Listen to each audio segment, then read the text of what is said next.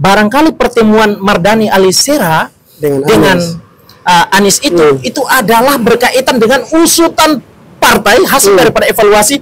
Kayaknya untuk bisa memperbaharui partai ini adalah Anies mesti harus dicalonkan sebagai presiden PKS. Kemungkinan saya terjadi loh, Pak. Baik, Mas Ahmad, kita lanjut lagi ya. Masih berkaitan dengan masih berkaitan dengan DKJ. Oh, DKJ. Dan masih berkaitan dengan Mardhani Alisera dan Abah. Anies Baswedan. Iya. Ada misteri masalahnya ya. Walaupun sebetulnya di konten sebelumnya sudah kita sampaikan ya. Ada beberapa hal yang kita sampaikan, kurang lebihnya ada 3 hal gitu. Terkait dengan pertemuan tersebut. Terkait dengan pertemuan Anies Baswedan dan Mardhani Alisera.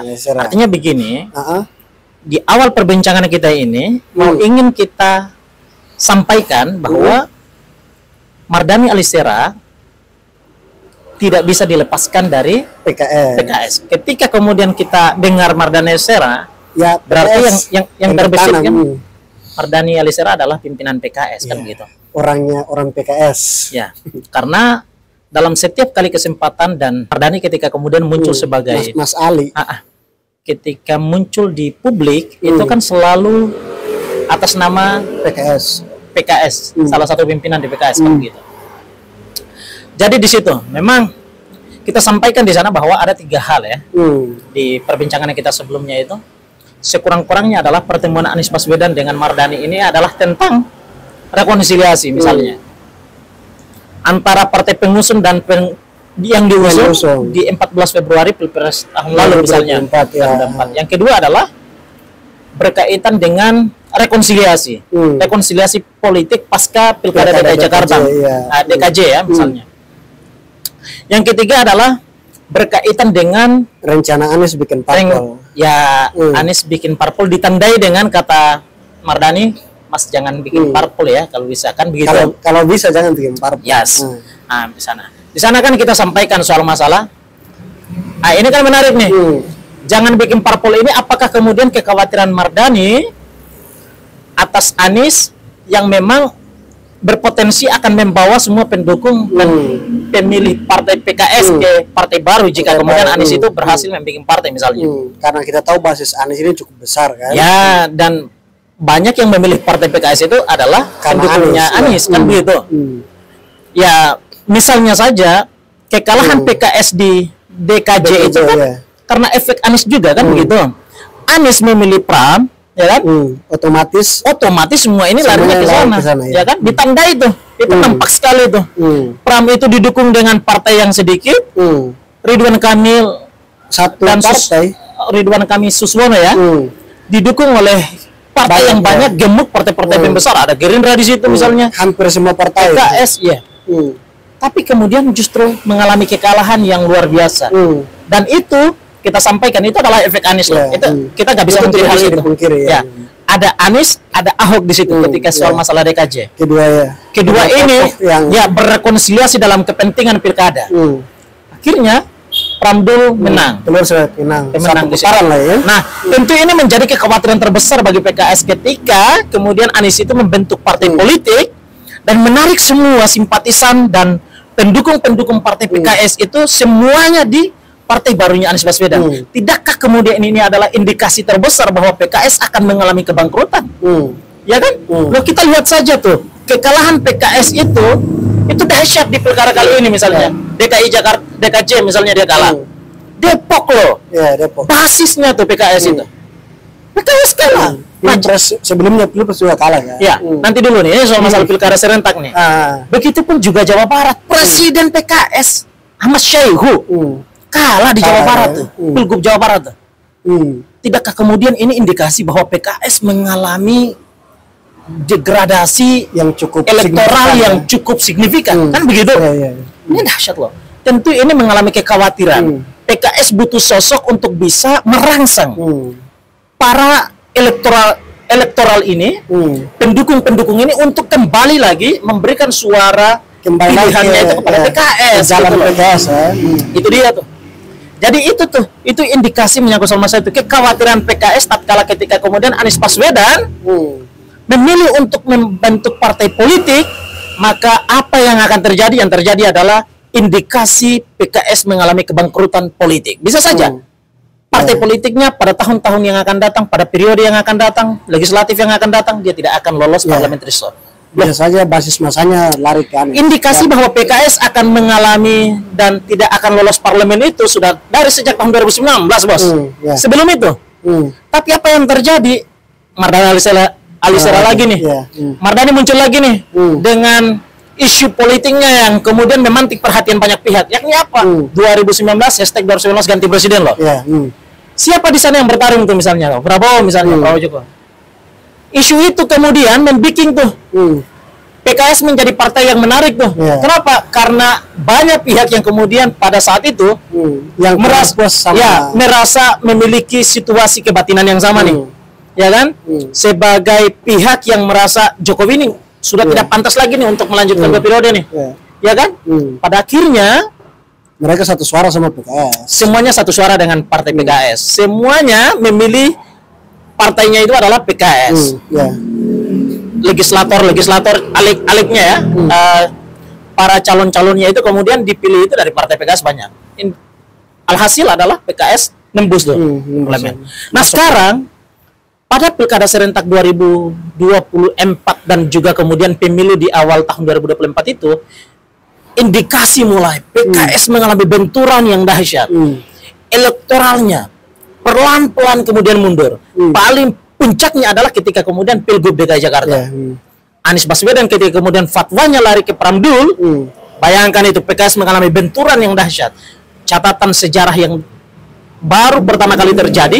Partai banyak gemukan koalisi tetapi mengalami kekalahan yang signifikan. Satu putaran loh untuk DKI Jakarta. Jakarta kan dihitungkan. Itu dia tuh. Basis-basis PKS kemudian pelan-pelan mulai hilang, Pak. Ya kan? Mengerucut.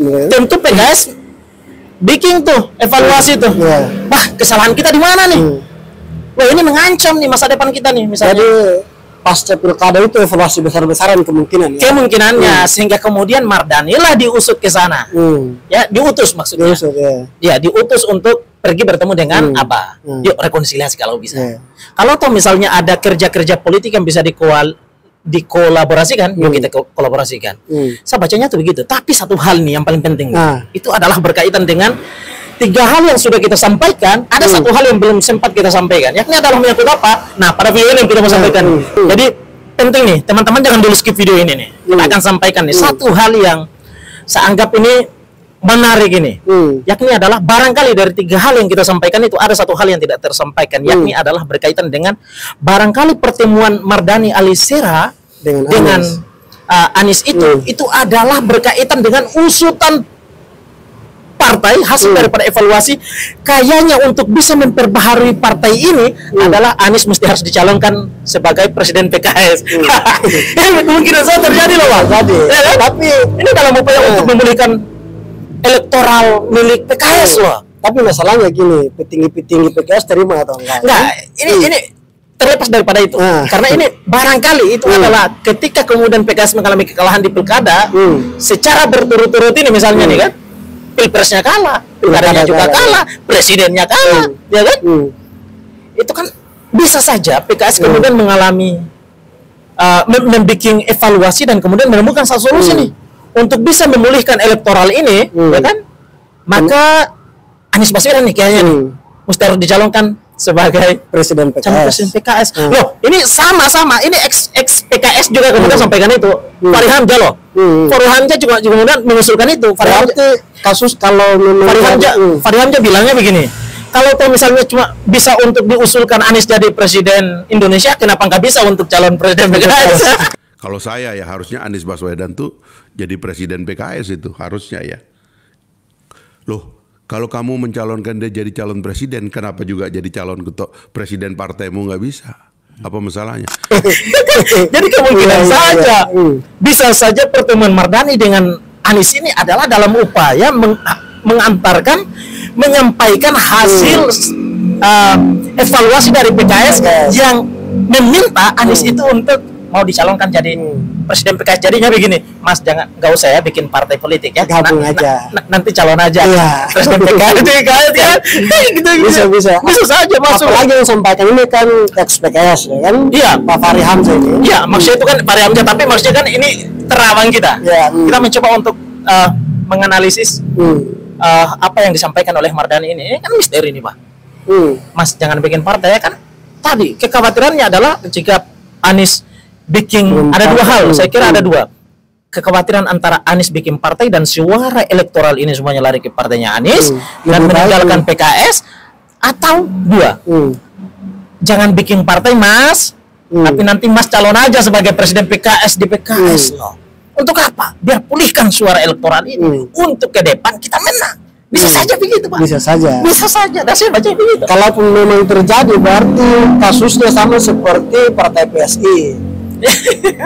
Ya. Karena kita tahu bahwa sebelumnya PSI ini kan tidak dipandang gitu.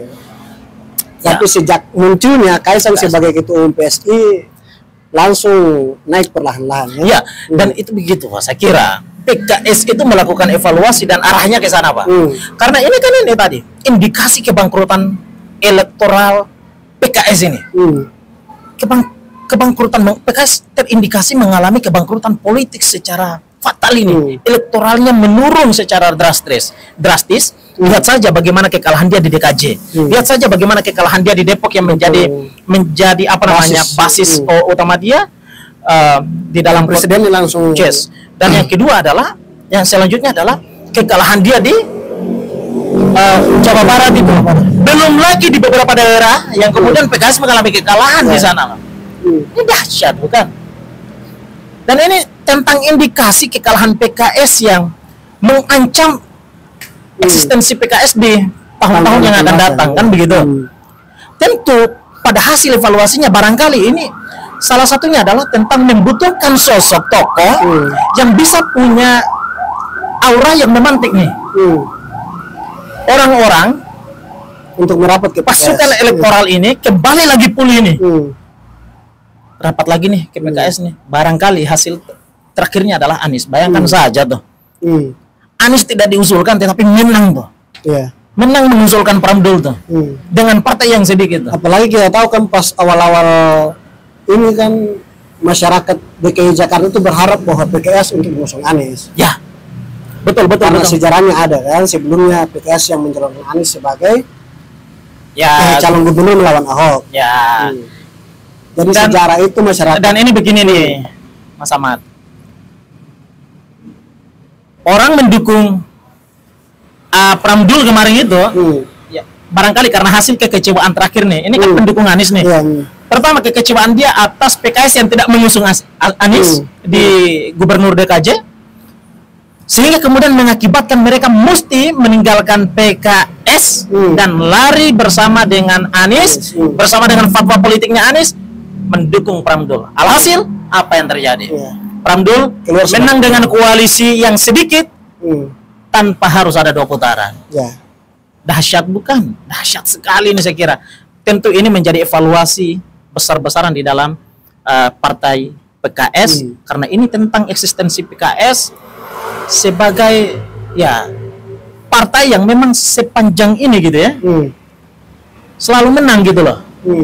Dan pada belakangan, pada pemilu dan pada pilkada tahun lalu, kemudian PKS mengalami kekalahan yang dahsyat, yang dimana tentu ini mesti harus dievaluasi secara total. Apalagi kemudian integritasnya yang dianggap jatuh sekali ketika kemudian presidennya itu kalah di Jawa Barat itu loh. Saya bilang gila ini, presiden kalah di pilkada. Gimana ceritanya? Masalah besar itu. Iya, maksudnya kan baru pertama kali presiden kalah di pilkada, bukan kalah di pilpres. Tapi ini presiden partai, bukan presiden Indonesia. Nah, jadi seperti itu. Itu yang saya kira itu yang mesti kita sampaikan sebagai bentuk lanjutan daripada video pertama kita sebelumnya ya. Jadi teman-teman sekalian, untuk bisa dilihat sebagai satu bentuk kesatuan ya. Teman-teman bisa tonton terlebih dahulu video kita, dan terima kasih banyak teman-teman sekalian ya, Mas Ahmad ya. Sampai jumpa di konten berikutnya. Sampai jumpa di konten berikutnya.